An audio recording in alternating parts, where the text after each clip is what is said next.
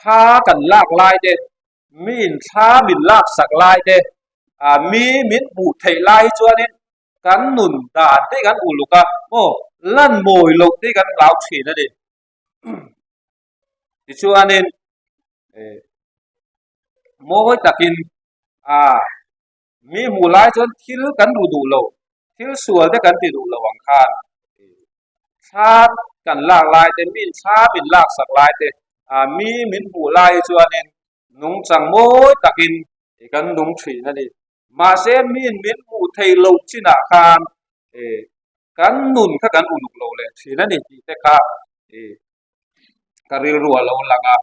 voi ni ayan ring tu te hi rin na kan din nge poi mo ma di tin chu mai ni lan voi tak le chak ta ka om tu rin min fui bokari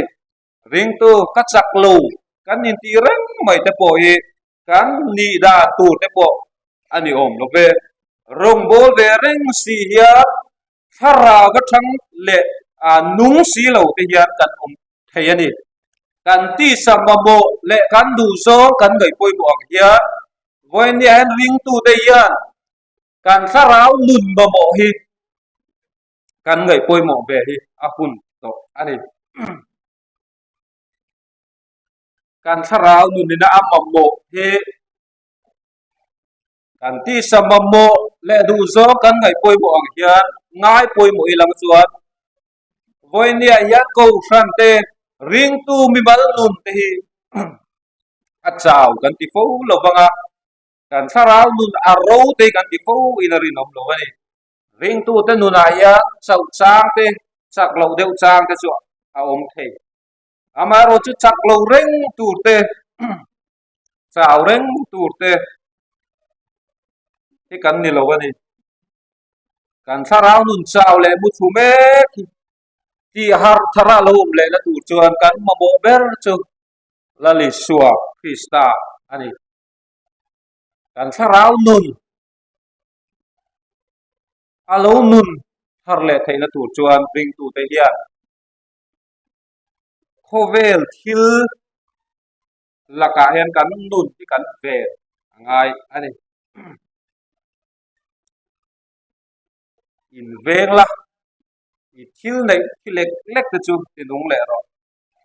in veng la ti kha thu ma sa ani kan thil nei thi lek lek ti nung le tu chu kan in ve kha ngai ani chu mi tu chu khovel thil la ka hian ring tu te kan in ve ngai ni voi ni ha khovel thil a kan ril ru kan ka chu chuan pathian kan rin na sarau chiang lim pol na tei kan chang thei don ba lali suwa krista kan rin na yan sak na thar kan nei thei don lo ani khovel hi kan mangai ang ti he lom mai ring tu te hian thu pa ngai le thu tak tak kan soi don chuan mi om lui na te kan soi du ngai lo ani chu tiang chuan tu ke na hian pathian hi kan mangai tak tak ani chuan